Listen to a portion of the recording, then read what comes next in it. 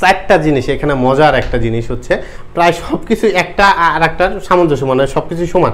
দেখেন 2 গ্রাম আমি এই 3 লাইনের অঙ্কের ভিতরে আপনারা দেখবেন 3 নম্বরে এই অঙ্কগুলো বেশিরভাগ গ নম্বরের ক্ষেত্রে আসে। এই যে এটা হচ্ছে আমাদের H2SO4 এর আণবিক ভর। তো একইভাবে আপনারা আসসালামু আলাইকুম, আমি Mehedi Hasan Tarek, learn with fun YouTube চ্যানেলে আপনাদের স্বাগতম। আজকে কথা বলবো নবম এবং দশম শ্রেণীর রসায়নের 6ষ্ঠ অধ্যায় মৌলের ধারণা এবং রাসায়নিক গণনা এই অধ্যায়টা নিয়ে। এবং এই অধ্যায়ে দেখবেন যে প্রচুর পরিমাণ ম্যাথ আপনাদের এসএসসিতে আসে। খুবই গুরুত্বপূর্ণ একটা অধ্যায়, যে অধ্যায় থেকে প্রচুর দেখবেন ম্যাথ। এই অধ্যায়টা মানেই ম্যাথ, ঠিক আছে? তো আচ্ছা দেখেন, এই অধ্যায়ে আমাদের প্রথমে যেটা দেওয়া আছে সেটা হচ্ছে কি আমাদের মৌল জিনিসটা কি? মৌল জিনিসটা হচ্ছে রাসায়নিক পদার্থ পরিমাপের একক। আপনারা যে কোনো ধরনের রাসায়নিক পদার্থ মাপেন সেটার এককটাই হচ্ছে আমাদের মোল। আচ্ছা এবার দেখেন আমি যেটা লিখছি এক মোল সমান লেখা যায় গ্রাম পারমাণবিক ভর, আর একটা লিখছি বা গ্রাম আণবিক ভর। মানে একটা পরমাণুর ক্ষেত্রে, একটা অণুর ক্ষেত্রে, পরমাণুর ক্ষেত্রে যেটা হবে, সাপোজ মনে করেন যে আমার কার্বনের কয়টা 12টা, কার্বনের ভর সংখ্যা কত? অবশ্যই 12। তাহলে 12 গ্রাম কার্বন সমান আমি লিখতে পারি কি 1 মোল। আচ্ছা, আর এই ক্ষেত্রে আমার যদি মনে করেন কার্বন ডাই অক্সাইড যদি হয়, এর মানে কত? এটার কার্বন হচ্ছে 12 আর এটা হচ্ছে আপনার 16 গুণন 2, তাহলে হচ্ছে 12 যোগ 16 দুগুণা 32, এটা হচ্ছে 44। এর মানে কি 44 গ্রাম CO2 সমান 1 মোল আণবিক ভর। মানে 12 গ্রাম কার্বন সমান 1 মোল আপনার গ্রাম মানে পারমাণবিক ভর, আর 32 গ্রাম CO2 মানে কার্বন ডাই অক্সাইড সমান 1 মোল আণবিক ভর। তো এটা ওই আপনাদের মোলের যে ধারণাটা গেল। তাহলে মোল যেটা হচ্ছে কি পারমাণবিক ভরের ক্ষেত্রে হবে, আবার কি আণবিক ভরের ক্ষেত্রেও হবে। আচ্ছা এবার দেখেন অ্যাভোগাড্রোর সংখ্যা। অ্যাভোগাড্রোর সংখ্যাটা দেখেন পরমাণু, অণু এবং আয়ন এই তিনটা ক্ষেত্রে যে সংখ্যা ব্যবহার করা হয় সেটা হচ্ছে অ্যাভোগাড্রোর সংখ্যা। এবং অ্যাভোগাড্রোর সংখ্যাটা একদম কিন্তু ফিক্সড, এটা আপনাদের একদম ফিক্সডভাবে মনে রাখতে হবে। তো এই যে অ্যাভোগাড্রোর সংখ্যাটা, এটা হচ্ছে কি 6 এটা কিন্তু 6.023 into 10 to the power 23, 6.023 into 10 to the power 23। তো এই যে অ্যাভোগাড্রোর সংখ্যা, এই অধ্যায়ের মজার একটা জিনিস হচ্ছে প্রতিটা একটা না একটা সমান। আমরা জানি কি 1 মোল সমান যা মানে ওই যে কোনো মৌল বা যৌগর যেটা অণু সংখ্যা, ভর সংখ্যা একই সেম কথা। তারপরে ওই একই সেম কথাই হচ্ছে আপনার অ্যাভোগাড্রোর সংখ্যা। দেখেন এখানে যেটা লিখছি 18 গ্রাম H2O মানে পানি সমান লেখা যায় 1 মোল H2O। আবার এইটা সমান লেখা যায় কত? 6.02 into 10 to the power 23 H2O অণু। সব কিছুই কিন্তু আপনার সেম। তো আবার যদি আমি এভাবে লিখি, দেখেন এখানে কার্বন ডাই অক্সাইডের ক্ষেত্রে এর মানে কত? 44। কার্বন ডাই অক্সাইডের আণবিক ভর কত? 44। এই যে অনেক আণবিক ভর যেহেতু আমি এখানে বের করছি, এগুলো কিন্তু আণবিক ভর। আণবিক ভরটা কীভাবে বের করতে হয় একটু পরে আমি দেখাই দেবো না। এবার এটা কীভাবে বের করলাম, 44 গ্রাম, এর মানে 44 গ্রাম কার্বন ডাই অক্সাইড, এটা সমান কি লিখতে পারি আমি 1 মোল কার্বন ডাই অক্সাইড। আবার এটা সমান আমি কি লিখতে পারি, দেখেন এটা সমান লিখতে পারি কত? 6.023 into 10 to the power 23 carbon ডাই অক্সাইড অণু। খুবই সিম্পল। মানে তিনটা জিনিসই সেম, তিনটা জিনিস। আর একটা জিনিস দেখবেন যখন আমি আপনাদের গ্যাস মোলার আয়তনে যাব, আবার এটা সমান লেখা যায় গ্যাস মোলার আয়তনের যে ফিক্সড মান 22.4 মানে 22.4 লিটার, ওটা আপনারা লিখতে পারবেন। তো আপাতত এটা দেখেন আপনারা যে কোনো কিছু লেখেন। তো 1 গ্রাম যদি আমি লিখি, 1 গ্রাম হাইড্রোজেন সমান 1 মোল হাইড্রোজেন।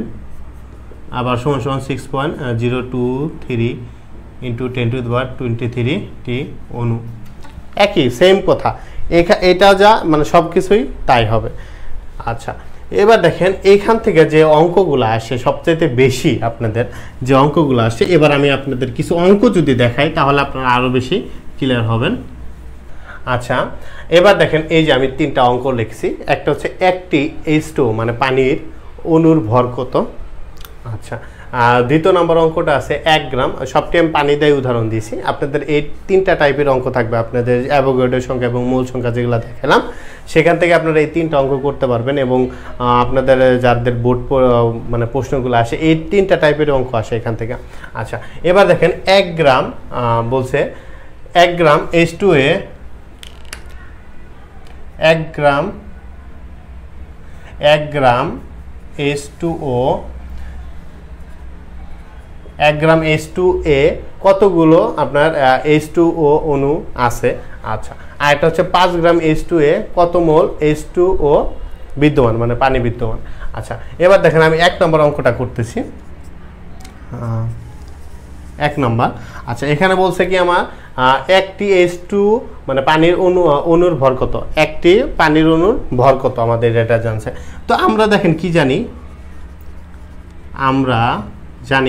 আমরা কি জানি 1 মোল H2O সমান সমান আমি লিখতে পারি কি আমি একটু এই দিক দিয়ে লিখি যেহেতু আমার জায়গা লাগবে। H2O 1 মোল H2O সমান সমান আমি কি লিখতে পারি 18, যেহেতু পানির আণবিক ভর হচ্ছে 18। এই অঙ্কগুলো করার ক্ষেত্রে আগে সবসময় বেশি কিন্তু লাগবে আণবিক ভরটা। আণবিক ভরটা কীভাবে বের করে সেটা আমি একটু পরে দেখাই দিতেছি। আচ্ছা, এবার দেখেন 18 গ্রাম H2O, আবার এইটা সমান সমান আমি কি জানি 6.023 × 10⁻23 টি H2O অণু। এই জিনিসটা জানি কারণ আমি জানি 3টা জিনিসই কি হয় সেম হয়।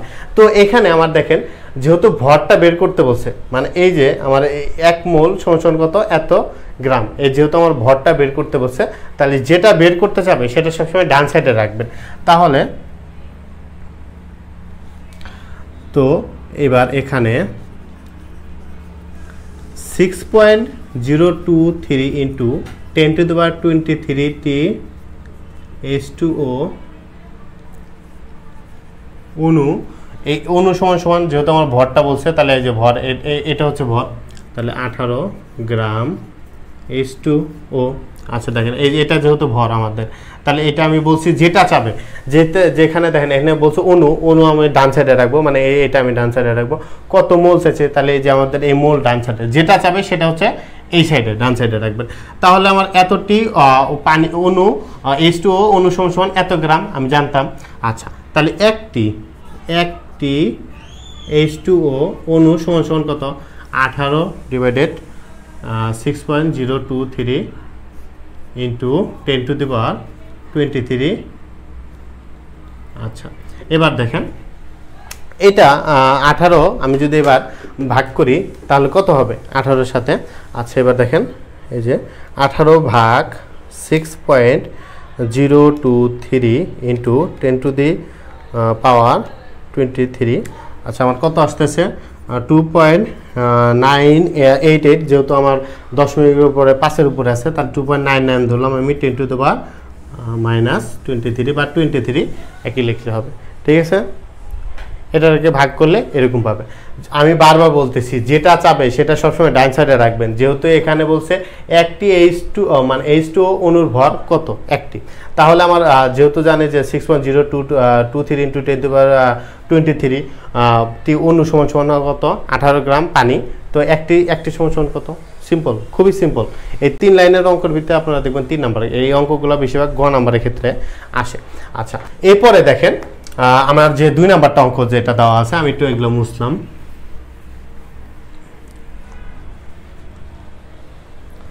তো #2। আচ্ছা, 2 নম্বরে আমার যে অঙ্কটা দেওয়া আছে দেখেন 1 গ্রাম H2 মানে পানিতে H2O এ কতগুলো H2O অণু আছে। যেহেতু আমার এখানে কি চাইছে অণু চাইছে, এটা অণু চাইছে, তাহলে অণুর এই যে এটা আমার ডান সাইডে রাখতে হবে। আর এখানে যদি 1 গ্রাম তাহলে আমি লিখব কি 18। এই কথাটা সবসময় লেখা, এটা হচ্ছে আপনাদের যেহেতু পানির জন্য লিখছি আমি এখানে পানির জন্য এটা লিখলাম। এখানে যদি পানি ব্যতীত অন্য কোনো পদার্থ থাকতো, মনে করেন কার্বন ডাইঅক্সাইড, তাহলে কিন্তু এটা এইভাবে হইতো। এখানে 1 মোল এখানে CO2-র জায়গায় হয়তো মনে করেন CO2 মানে H2-ওর জায়গায় 18-র জায়গায় হয়তো তখন কার্বনের ইয়া কত আমার 44 গ্রাম CO2 হইতো। আর এখানে সেম একই কথা, এখানে যা হইতো আমাদের কি জাস্ট CO2। এই প্রতিটা ক্ষেত্রে সালফুরিক অ্যাসিড এটা হলে পরে জাস্ট H2 এর জায়গায় হবে সালফুরিক অ্যাসিড, ঠিক আছে? এই সংকেতগুলো লিখে দেবেন, একই জিনিস। আর আণবিক ভরটা অবশ্যই জানতে হবে। আচ্ছা, এবার দেখেন, যেহেতু আমি পানি দ্বারা উদাহরণ দিতেছি, তাহলে এর জন্য আমি পানিটা লিখছি। যেটা হবে সেটার মূল আপনার আণবিক ভরগুলো কিন্তু অবশ্যই এখানে বের করে আগে দেখাইতে হবে। আচ্ছা, এবার দেখেন H2A কতগুলো অণু আছে, তাহলে আমার এটা সমান এখানে 18 গ্রাম H2OA অণু আছে। কয়টি অণু আছে? হচ্ছে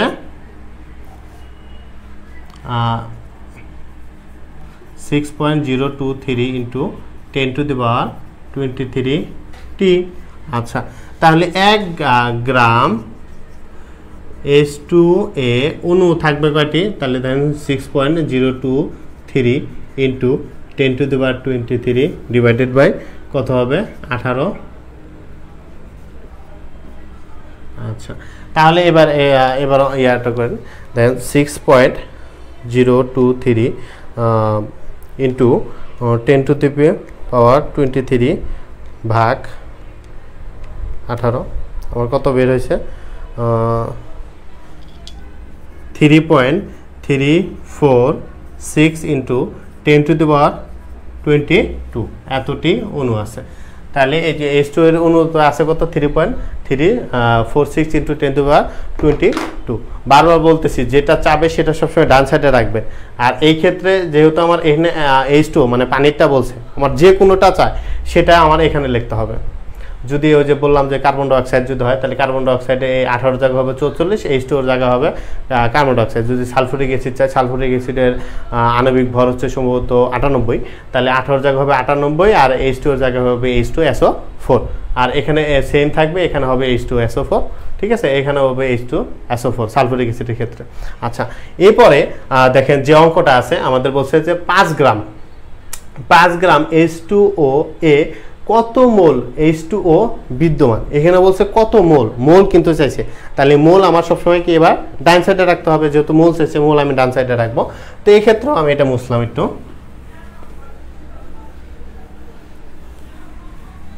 খুবই সিম্পল অঙ্কগুলো, যদি বোঝেন ভালো করে, তারপর যদি না বুঝতে পারেন অবশ্যই আমাকে কমেন্ট বক্সের মাধ্যমে জানাবেন, সেটা আমি অবশ্যই দেখিয়ে দেওয়ার চেষ্টা করবো পরবর্তীতে আরও সুন্দরভাবে, আরও বিস্তারিত আলোচনা করে, ঠিক আছে? আচ্ছা, এবার দেখেন, যেহেতু আমার মোলস আছে, মোল আমি তাহলে আমার চিন্তা আছে ডান সাইডে। এবার যেহেতু এখানে কি আছে? গ্রাম, তাহলে আমার গ্রামটা আগে লিখবো। তাহলে 18 গ্রাম H2OA মোল 18 গ্রাম H2O সমান কত মোল? আমার 1 মোল H2O। আচ্ছা, তাহলে হচ্ছে খুবই সিম্পল, যেহেতু 1 গ্রাম H2O, তাহলে সমান কত? n divided by 18। আচ্ছা, তাহলে 5 গ্রাম H2O সমান কত হবে? 1 গুণন 5 ডিভাইডেড বাই 18 মোল H2O। আচ্ছা, তাহলে 5কে আপনার 18 দ্বারা ভাগ করেন, তাহলে কত হবে? 5 ভাগ 18, এখানে কত বের হয়েছে? 0.278 গ্রাম H2O। দেখেন, খুবই সিম্পল একটা অঙ্ক, যেটা চাবে সেটা জাস্ট ডান সাইডে রাখবেন, আর সামনে যেটা দেওয়া থাকবে সেটাই। দেখেন, যেহেতু এখানে 5 গ্রাম H2A কত মোল আছে, তাহলে আমার যেহেতু 18 গ্রাম H2A সমান জানি আমি 1 মোল, তাহলে 1 গ্রামে কত? 5 গ্রামে কত? এরপরে দেখেন, যেটা আমি বলছিলাম আণবিক ভর কীভাবে বের করে, সেটা আমি আপনাদের দেখা দেবো। তো আমি একটু উপরে এগুলা মুছলাম। আচ্ছা,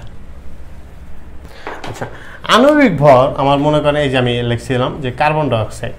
আচ্ছা, আবার লিখে যান, মনে করেন H2SO4 কার্বন ডাইঅক্সাইড আর কি সালফুরিক অ্যাসিড। আচ্ছা, আমি যেভাবে শিখাই, মানে বাচ্চাদের যেভাবে আমি শিখাই, দেখেন পাশাপাশি কার্বনের পাশে গিয়েছে অক্সিজেন, পাশাপাশি থাকলে পরে আপনারা যোগ দিবেন, এবং কি যোগ দিবেন? ভর সংখ্যা। কার্বনের ভর সংখ্যা কত জানি আমি? 12।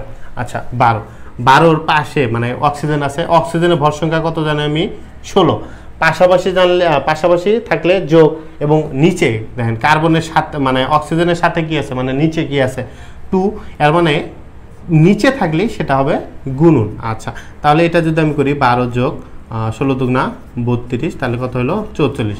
আর এই ক্ষেত্রে এটা দেখেন আমি জানি কি বলছি কি নিচে থাকলে সেটা গুণন, আর পাশাপাশি যেটা পাশে থাকবে সেটা কি যোগ। আচ্ছা, সালফুরিক অ্যাসিড H2SO4, এটা যেহেতু হাইড্রোজেনের ভর সংখ্যা কত জানি আমি 1, 1-এর নিচে আমার এখানে কি আছে 2, তাহলে এটা গুণন আকার হবে।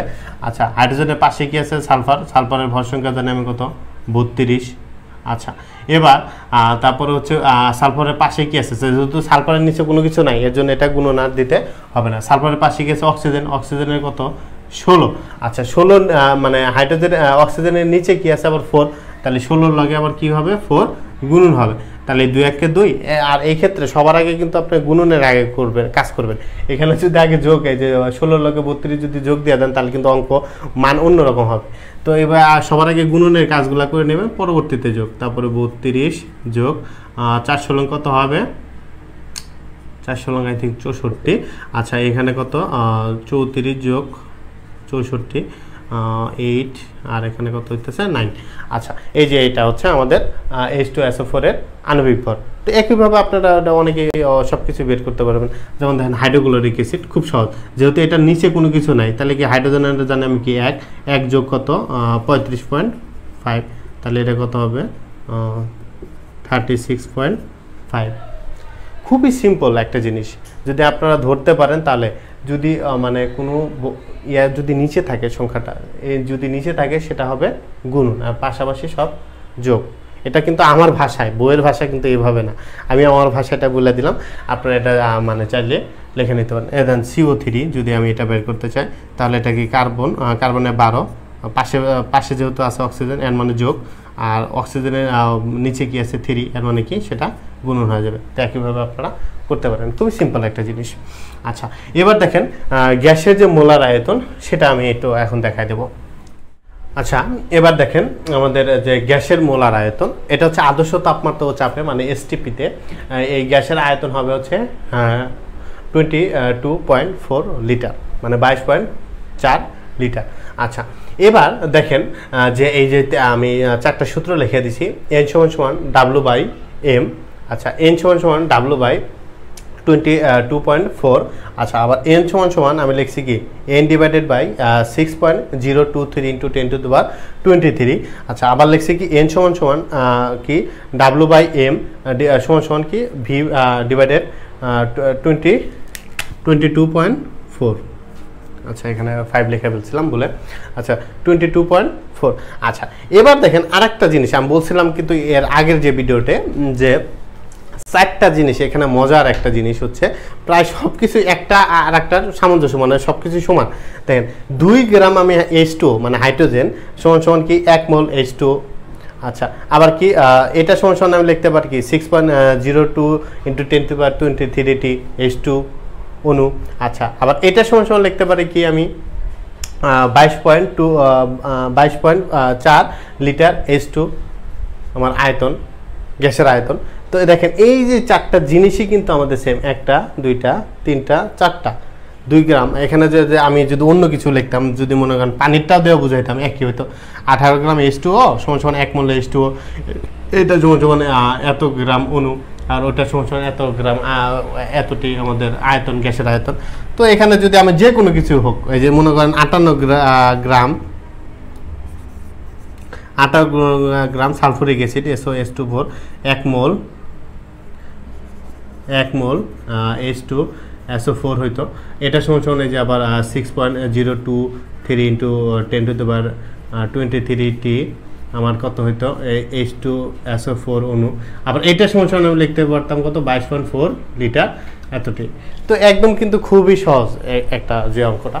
আর এই ক্ষেত্রে দেখেন এখানে আমি যে জিনিসটা লিখে দিছি সেটা কি আমার N = হচ্ছে মোল সংখ্যা, কত মোল বা কত সেটা বোঝাবে। N = আমার মোল সংখ্যা। যখন অঙ্কগুলা করাইতে যাবো এই অধ্যায়ের, যখন অঙ্কগুলা করাবো তখন একটু ভালো করে বুঝতে পারবেন। তারপর আমি আজকে একটু 2টা অঙ্ক করা দেখা দেবো।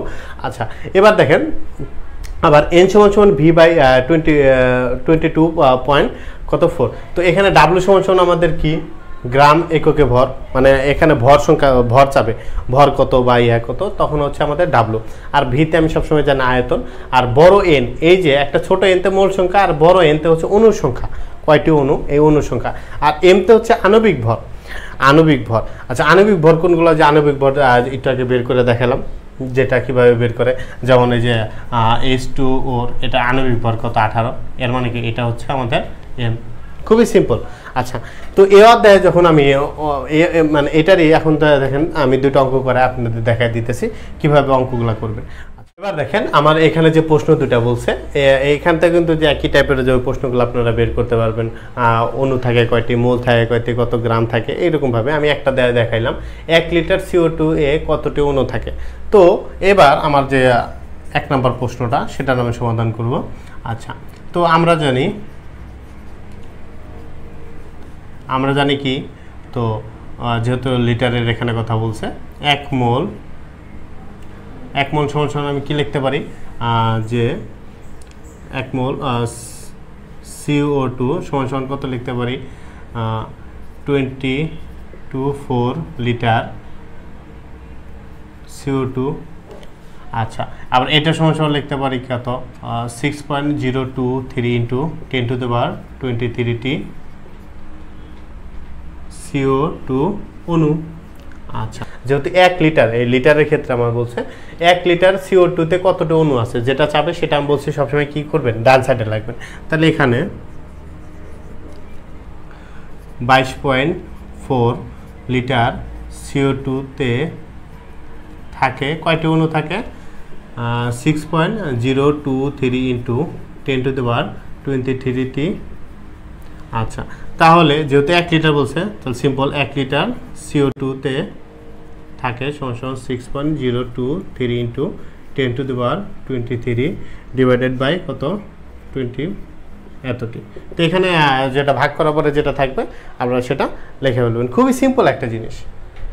তো একইভাবে ওই যে বললাম যে অণু থাকলে অণু যদি চাই, যেটা চাবে সেটা সবসময় কি আমার ডান সাইডে রাখতে হবে।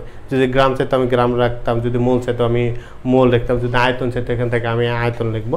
আচ্ছা, এবার দেখেন যে 2 নাম্বার অঙ্কটা আমাদের বলছে যে 10 গ্রাম CO2 এর আয়তন বের করো। তো 10 গ্রাম CO2 এর আয়তন, এবার আয়তনের সূত্র কিন্তু আমাদের লাগবে। তো এবার দেখেন আমি এই অঙ্কটা যদি মুছে দিই, হ্যাশট্যাগ 2 নাম্বার যে অঙ্কটা, তো আমরা কি জানি, আমরা জানি n সমান কত, W/m বাই আমার কত, V/22.4। আচ্ছা, এখানে আমার কি দেওয়া আছে, CO2, তাহলে CO2 এর আণবিক ভর কত, এর আণবিক ভর মানে m সমান তাহলে কত, CO2 এর আণবিক ভর কত জানি আমি, 44। আচ্ছা, এরপরে আর কি দেওয়া আছে, 10 গ্রাম, গ্রাম যেহেতু আছে তাহলে এখানে W সমান আমার কত, 10 গ্রাম। আচ্ছা, এর আয়তন যেহেতু বলছে আমার ভিটা বের করতে চাইছে, তাহলে আমার এবার এখন যদি আমি ভিটা বের করি, তো বা এখান থেকে আমি লিখতে পারি কি, তো W এর মান কত, এখানে লিখতে পারেন W/m সমান আমি কি লিখতে পারি, V/22.4 বা W এর মান হচ্ছে 10 আর m এর মান হচ্ছে আমার কত, 44। আর ভি যেহেতু আমাদের বের করতে হবে, তাহলে ভি আমার ওভাবেই থাকবে। তাহলে এখানে যদি আড়াআড়ি আমি গুণন করি, 44 ভি সমান 22.4 ইন্টু 10। আচ্ছা, আড়াআড়ি গুণন করছি, এখানে ভি সমান তাহলে কত হবে, 24 ডিভাইডেড বাই, এটা জাস্ট এবার ক্যালকুলেশন করেন, যে মানটা বের হবে সেটা আপনাদের আয়তন। তো এইভাবে আপনারা অঙ্ক করবেন। এরপরেও আমি বিস্তারিত যখন এই অধ্যায়ের উপর অঙ্কের আলোচনা করব, এটা তো আমি প্রথম পার্ট দিলাম, এরপর আরও কিন্তু এই অধ্যায়ে আছে, আরও অনেক মানে টপিক আছে, সেটা নিয়ে আলোচনা করব। তো আমি যদি একসাথে টপিক নিয়ে আলোচনা করতে চাই, প্রায় 1 ঘন্টাতেও আমাদের এই অধ্যায়টা শেষ হবে না, এত বিগ এবং এত ম্যাথ মানে এই অঙ্কের মধ্যে। তো যাই হোক, যতটুকু বুঝালাম আশা করি বুঝতে পারছেন। তো তারপরে যদি না বুঝতে পারেন, কোনো যদি অসুবিধা থাকে অবশ্যই আমাকে জানাবেন কমেন্ট বক্সের মাধ্যমে, এবং অবশ্যই আমাকে সাপোর্ট করবেন। আপনাদের সাপোর্টের কারণেই কিন্তু আমি আস্তে আস্তে এগিয়ে যেতে পারবো। ভালো থাকেন, সুস্থ থাকেন, আসসালামু আলাইকুম।